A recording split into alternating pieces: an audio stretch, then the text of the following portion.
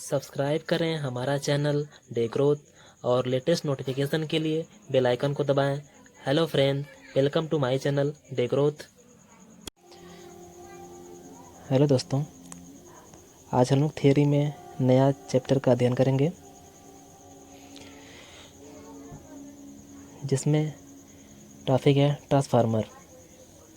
ठीक है, तो आइए शुरू करते हैं। ये ट्रांसफार्मर एग्ज़ाम की दृष्टि से, चाहे आपका कॉम्पिटिटिव एग्ज़ाम हो, चाहे एनुअल सेमेस्टर कोई भी एग्ज़ाम हो, उसकी दृष्टि से बहुत ही उपयोगी है। ट्रांसफार्मर इंग्लिश नाम है, हिंदी बोलते हैं परिणामित्र। ठीक है, तो सबसे पहले हम लोग देखेंगे परिचय। इसमें परिचय, ट्रांसफार्मर क्या होता है, किसे कहते हैं ट्रांसफार्मर। तो ट्रांसफार्मर एक इलेक्ट्रिकल स्थैतिक मशीन है जो वैद्युत ऊर्जा को एक परिपथ से दूसरे परिपथ में स्थानांतरित करती है। जैसे कोई परिपथ है, ये दूसरा परिपथ है, तो अगर इलेक्ट्रिकल ऊर्जा यहाँ पर दी जाए इस परिपथ में, तो ये ट्रांसफार्मर क्या करेगा, ये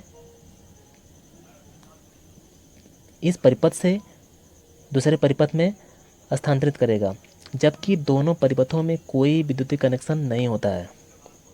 ठीक है, तो इसे कहते हैं ट्रांसफार्मर। और ये ट्रांसफार्मर की संरचना है। यह ट्रांसफार्मर वोल्टेज को बड़ी आसानी से घटा भी सकता है और बढ़ा भी सकता है। यह केवल एसी पर ही कार्य करता है, डीसी पर नहीं। इसका मुख्य रीजन है चुंबकीय प्रेरण पर काम करना। यह ट्रांसफार्मर आपका म्यूचुअल इंडक्शन पर काम करता है, मीन्स इंडक्शन केवल एसी में ही उत्पन्न होता है, डीसी में नहीं। इसलिए यह ट्रांसफार्मर या डिवाइस आपकी केवल एसी पर ही कार्य करती है। ठीक है, तो आइए अब हम लोग पढ़ते हैं, हम लोग अध्ययन करते हैं ट्रांसफार्मर का कार्य सिद्धांत। तो अन्योन्य प्रेरण के सिद्धांत के अनुसार जब ट्रांसफार्मर की प्राइमरी वाइंडिंग को एसी सप्लाई से जोड़ा जाता है, तो प्राइमरी वाइंडिंग में एसी स्वभाव का एक चुंबकीय फ्लक्स उत्पन्न हो जाता है, जो कि कोर के माध्यम से सेकेंडरी वाइंडिंग को लिंक करता है। अब यह फ्लक्स है एसी स्वभाव का, अर्थात घटने बढ़ने वाला, कम ज़्यादा होता है, जिसके कारण यह फ्लक्स सेकेंडरी वाइंडिंग को कट करता है। अब सेकेंडरी वाइंडिंग के कट करने के कारण इस फ्लक्स के द्वारा इसके टर्मिनल पर एक प्रकार का ईएमएफ जनरेट हो जाता है। ठीक है,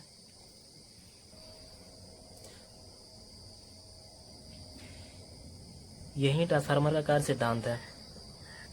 दोस्तों, ट्रांसफार्मर को और अच्छे समझने के लिए हम लोग फैराडे का चुंबकीय प्रेरण सिद्धांत समझ लेते हैं। चुंबकीय प्रेरण सिद्धांत फैराडे का बहुत ही आसान है। जैसे मान लीजिए आपका चुंबकीय फ्लक्स है, चुंबकीय बल रेखाएं हैं, और इनके मध्य में, इनके बीच में एक चालक रखा हुआ है। अब यदि हम चालक को इस प्रकार घुमाएं कि यह चालक चुंबकीय फ्लक्स को काटे, या फिर चालक को स्थिर रखें और इस फ्लक्स को परिवर्तित करें।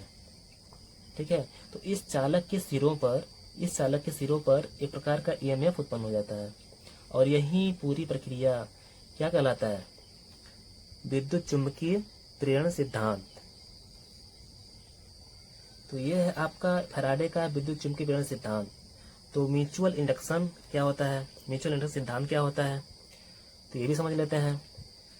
मान लीजिए ये कोई कॉइल है, इसको हम लोग एसी सप्लाई से जोड़ दें। ठीक है, तो एसी अल्टरनेटिंग करंट के कारण इस कॉइल में, इस चालक में चुंबकीय फ्लक्स जनरेट होगा। अब चुंबकीय फ्लक्स कैसा होगा, परिवर्तित होगा, जो कि इसी चालक को फिर से कट करेगा, जिससे इस चालक में उत्पन्न हो जाएगा ईएमएफ। तो जहाँ पर एक कॉइल हो, एक चालक हो, वहाँ पर ये पूरी प्रक्रिया कहलाती है सेल्फ इंडक्शन। ठीक है, तो ये तो हो गया आपका सेल्फ इंडक्शन।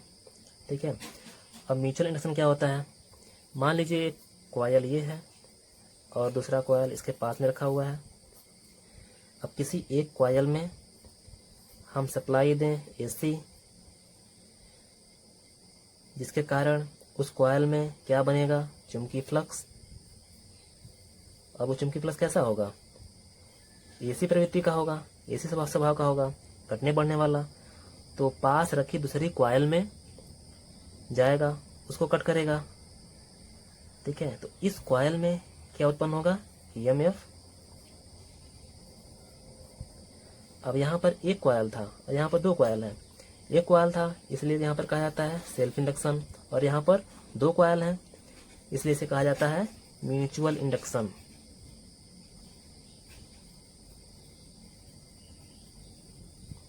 ठीक है, तो इसीलिए ट्रांसफार्मर कहा जाता है कि ट्रांसफार्मर म्यूचुअल इंडक्शन के सिद्धांत पे कार्य करता है, क्योंकि ट्रांसफार्मर में नॉर्मली 99% या फिर लगभग सभी ट्रांसफार्मरों में दो कॉइलों का प्रयोग किया जाता है, जिसमें एक प्राइमरी होती है, एक प्राइमरी कॉइल होता है, प्राइमरी वाइंडिंग होता है, और एक सेकेंडरी वाइंडिंग होता है।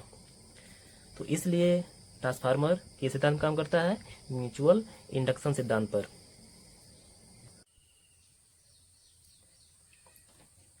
तो आइए अब डिस्कस करते हैं ट्रांसफार्मर की संरचना। जैसा कि चित्र में दिखाया गया है,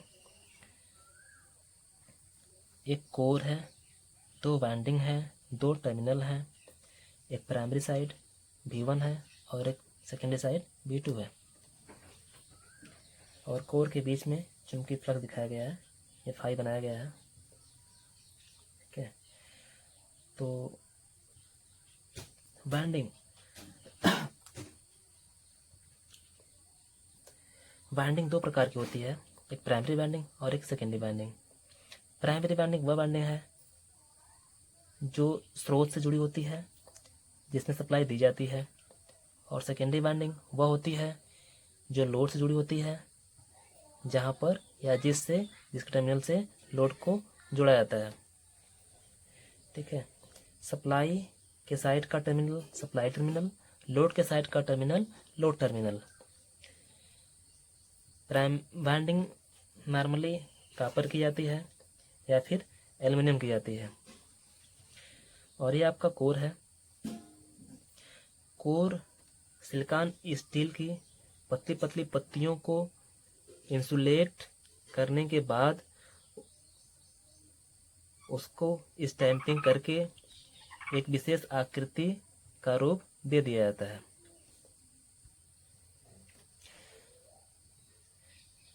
ठीक है, तो कोर का मुख्य काम होता है चुंबकीय फ्लक्स का पथ पूरा करना। दूसरा मुख्य काम होता है कि प्राइमरी वाइंडिंग से उत्पन्न फ्लक्स को अधिक से अधिक मात्रा में सेकेंडरी वाइंडिंग तक पहुंचाना या सेकेंडरी वाइंडिंग में लिंक करना। क्लियर? एक मुख्य आप लोगों को दिख रहा होगा कि प्राइमरी वाइंडिंग और सेकेंडरी वाइंडिंग में किसी प्रकार का कोई इलेक्ट्रिकल कनेक्शन नहीं है ना, ये एक दूसरे से म्यूचुअली जुड़े हैं। तो दोस्तों आइए अब डिस्कस कर लेते हैं ट्रांसफार्मर की संरचना। जैसा कि चित्र में दिखाया गया है, एक कोर, दो वाइंडिंग और दो सप्लाई टर्मिनल। वाइंडिंग दो प्रकार की होती है, प्राइमरी वाइंडिंग और सेकेंडरी वाइंडिंग, और यह नॉर्मली कॉपर या एल्युमिनियम की बनाई जाती है। प्राइमरी वाइंडिंग जो स्रोत से जुड़ी होती है, जिसमें सप्लाई दी जाती है, उसे प्राइमरी वाइंडिंग कहते हैं, और जिस वाइंडिंग से लोड जुड़ा होता है वह सेकेंडरी वाइंडिंग कहलाता है। ठीक इसी प्रकार वह टर्मिनल जो सप्लाई को जोड़ता है सप्लाई टर्मिनल कहलाता है, और वह टर्मिनल जो लोड को जोड़ता है लोड टर्मिनल कहलाता है। ठीक है, और अब लेमिनेटेड कोर सिलिकॉन स्टील की पतली पतली पत्तियों को इंसुलेट करके बनाई जाती है और इसकी स्टैंपिंग करके एक विशेष आकृति का रूप दे दिया जाता है। कोर का मुख्य दो काम होते हैं, एक तो चुंबकीय बल रेखाओं के पथ को पूरा करना, दूसरा प्राइमरी वाइंडिंग से उत्पन्न चुंबकीय फ्लक्स को अधिक से अधिक मात्रा में सेकेंडरी वाइंडिंग से लिंक कराना या सेकेंडरी वाइंडिंग तक पहुंचाना। जैसा कि आप लोगों को दिख रहा है, प्राइमरी वाइंडिंग और सेकेंडरी वाइंडिंग में किसी प्रकार का विद्युतीय कनेक्शन नहीं है, किसी प्रकार का डायरेक्ट कनेक्शन नहीं है। इनको जोड़ने का काम बस चुंबकीय फ्लक्स कर रहा है। एक बात मैं आप लोगों को याद दिला दूं, अगर वीडियो आप लोगों को अच्छा लगे तो लाइक करना ना भूलें।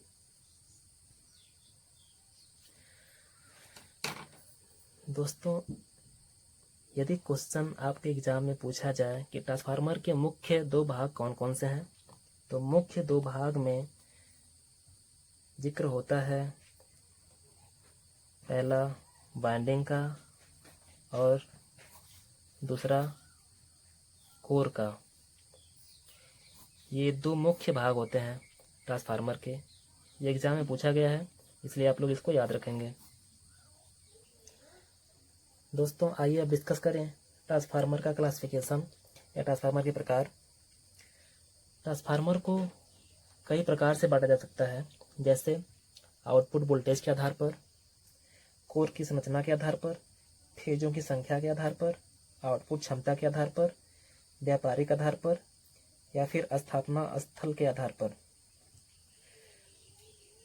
तो सबसे पहले आउटपुट वोल्टेज के आधार पर देखते हैं। आउटपुट वोल्टेज के आधार पर कि ट्रांसफार्मर का आउटपुट वोल्टेज कैसा है, हमें प्राइमरी वाइंडिंग की अपेक्षा कम मिल रहा है कि अधिक मिल रहा है, तो इसके आधार पर ट्रांसफार्मर को दो भागों में बांटा गया है। पहला स्टेप अप ट्रांसफार्मर, दूसरा step down transformer. Step up को हिंदी में बोलते हैं उच्च चायक ट्रांसफार्मर और स्टेप डाउन को अपचायक ट्रांसफार्मर। जैसा कि चित्र 1 में दिखाया गया है, यह ट्रांसफार्मर की संरचना है। प्राइमरी वाइंडिंग में या प्राइमरी वाइंडिंग की साइड में 220 वोल्ट है और सेकेंडरी साइड में 440 वोल्ट है। ठीक है, तो प्राइमरी वाइंडिंग की अपेक्षा सेकेंडरी वाइंडिंग के टर्मिनल पर 440 वोल्ट मिल रहा है, अर्थात लगभग डबल है। ठीक है, तो यह ट्रांसफार्मर क्या कर रहा है, प्राइमरी वाइंडिंग की वोल्टेज को बढ़ा दे रहा है, मतलब स्टेप अप कर दे रहा है। तो इसलिए यह ट्रांसफार्मर क्या हुआ, स्टेप अप ट्रांसफार्मर। ठीक है, और इसी प्रकार आपका चित्र 2 में देखिए, प्राइमरी साइड में सोर्स टर्मिनल की तरफ 440 वोल्ट है, जबकि सेकेंडरी साइड में 220 वोल्ट है। अर्थात यह क्या कर रहा है, प्राइमरी वाइंडिंग के वोल्टेज को कम कर दे रहा है, 440 में सीधे 220 वोल्ट। ठीक है, तो यह ट्रांसफार्मर क्या कहलाएगा, आपका स्टेप डाउन ट्रांसफार्मर। अब दूसरा पॉइंट है कोर की संरचना के आधार पर। तो कोर की संरचना के आधार पर ट्रांसफार्मर 3 प्रकार के होते हैं, core type transformer, shell type transformer, berry type transformer. तो कोर टाइप ट्रांसफार्मर में U, I, L, जबकि सेल टाइप में आपका E, I, M, T, U आदि प्रकार की कोर प्रयोग की जाती है, और बेरी टाइप में एक विशेष प्रकार की कोर प्रयोग की जाती है। ठीक है, तो चित्र में दिखाया गया है, ये आपका कोर टाइप ट्रांसफार्मर है, जिसमें U और I प्रकार की कोर या फिर L प्रकार की कोर का प्रयोग करके एक विशेष प्रकार की या इस आकृति का रूप दिया गया है, या इस आकृति में कोर तैयार किया गया है। अब आगे वाले चित्र में इसमें देखिए, इसमें एक ई प्रकार का कोर के साथ में I, ये दोनों को हम मिला दें या फिर दोनों को मिला करके हम कोर तैयार करें तो कुछ इस प्रकार का कोर बन जाएगा। ठीक है, ठीक इसी प्रकार आपका देखिए U टाइप और T टाइप को मिला दें तो क्या बन जाएगा, आपका सेल टाइप ट्रांसफार्मर। ठीक है, तो ये आकृति कहलाएगी आपकी कोर टाइप ट्रांसफार्मर, और ये इस प्रकार की आकृति कहलाएगी shell type transformer. Core type transformer में 2 लेग होते हैं और दोनों लेगों पर बाइंडिंग की जाती है, जबकि सेल टाइप ट्रांसफार्मर में 3 लेग होते हैं, लेकिन बाइंडिंग केवल बीच वाली लेग पर की जाती है। ठीक है, जो किनारे की लेग होती है वो बीच वाली लेग की अपेक्षा आधी होती है चौड़ाई, या फिर कह सकते हैं बीच वाला लेग होता है जिस पर बाइंडिंग की जाती है, उसकी चौड़ाई किनारे वाले लेग की चौड़ाई की अपेक्षा दुगनी होती है। अब आते हैं अगला पॉइंट, फेजों की संख्या के आधार पर ट्रांसफार्मर सामान्यतः सिंगल फेज या 3 फेज प्रयोग किए जाते हैं। तो सिंगल फेज का ट्रांसफार्मर सिंगल फेज ट्रांसफार्मर कहलाएगा और 3 फेज का ट्रांसफार्मर 3 फेज ट्रांसफार्मर कहलाएगा। चौथा पॉइंट है आउटपुट क्षमता के आधार पर। तो आउटपुट क्षमता के आधार पर ट्रांसफार्मर 2 प्रकार के होते हैं, ऑटो ट्रांसफार्मर, दूसरा instrument transformer. Auto transformer normally stabiliser है या फिर बैबेक ट्रांसफार्मर है। नॉर्मली हम लोग देखते हैं उसमें एक रोटरी स्विच होता है, उसके माध्यम से हम लोग वोल्टेज को घटा बढ़ा सकते हैं। और दूसरा जो है इंस्ट्रूमेंट ट्रांसफार्मर, इसको बोलते हैं उपयंत्र ट्रांसफार्मर। ये 2 प्रकार का होता है, करंट ट्रांसफार्मर और पोटेंशियल ट्रांसफार्मर। इनका मुख्य काम होता है वोल्टेज या करंट को मेजर करना, करंट और वोल्टेज को मापना। करंट ट्रांसफार्मर धारा को नापता है और पोटेंशियल ट्रांसफार्मर वोल्टेज को नापता है। लेकिन ये ट्रांसफार्मर बड़े पैमाने पर, जहाँ पर हमें बहुत अधिक करंट या फिर बहुत अधिक वोल्टेज को मापने की आवश्यकता हो, जहाँ पर वोल्ट मीटर एमीटर का यूज न कर सकें, वहाँ पर ये दोनों ट्रांसफार्मर प्रयोग किए जाते हैं। अब 5वां है व्यापारिक आधार पर। व्यापारिक आधार पर ट्रांसफार्मर 2 प्रकार के होते हैं, पावर ट्रांसफार्मर और डिस्ट्रीब्यूशन ट्रांसफार्मर। पावर ट्रांसफार्मर सामान्यतः 200 kVA या इससे ऊपर क्षमता के बनाए जाते हैं। नॉर्मली आपका ये ट्रांसमिशन लाइन में प्रयोग किया जाता है। ये बड़े बड़े होते हैं, बड़े आकार में बनाए जाते हैं, बड़ी क्षमता के होते हैं। डिस्ट्रीब्यूशन ट्रांसफार्मर ये पावर ट्रांसफार्मर की अपेक्षा कम kVA के होते हैं, कह सकते हैं 200 kVA या इससे कम के होंगे ना। इसकी अपेक्षा इनका आकार छोटा होगा, इनकी कैपेसिटी भी कम होगी। नॉर्मली गांव में देखा होगा आप लोगों ने, है ना, 11 kV की लाइन को 440 वोल्ट में कन्वर्ट करती है या स्टेप डाउन करती है। वो ट्रांसफार्मर क्या होता है, स्टेप डाउन ट्रांसफार्मर होता है, लेकिन वो डिस्ट्रीब्यूशन ट्रांसफार्मर होता है। ठीक है। और छठा है लास्ट, स्थापना स्थल के आधार पर। स्थापना स्थल कि ट्रांसफार्मर का इंस्टॉलेशन कहाँ किया गया है, छत के नीचे है या फिर खुले स्थान पर है, उसके ऊपर कोई छत नहीं है या फिर किसी रूम के अंदर नहीं है। तो इसके आधार पर ट्रांसफार्मर 2 प्रकार के होते हैं, पहला इंडोर ट्रांसफार्मर, दूसरा outdoor transformer. Indoor transformer means घर के अंदर, मकान के अंदर या फिर टीन शेड हो उसके अंदर स्थापना किया जाने वाला ट्रांसफार्मर इंडोर ट्रांसफार्मर कहलाता है। ये सामान्यतः कम क्षमता के होते हैं, इनकी कैपेसिटी कम होती है। जबकि आउटडोर ट्रांसफार्मर जो कि खुले आसमान में होते हैं, घर के बाहर होते हैं, इनकी क्षमता इंडोर ट्रांसफार्मर क्षमता की अपेक्षा बहुत अधिक होती है। ठीक है, तो ये था आपका ट्रांसफार्मर का प्रकार। दोस्तों, यदि ये वीडियो पसंद आया हो तो लाइक का बटन जरूर दबाएं। मिलते हैं अगले लेक्चर में।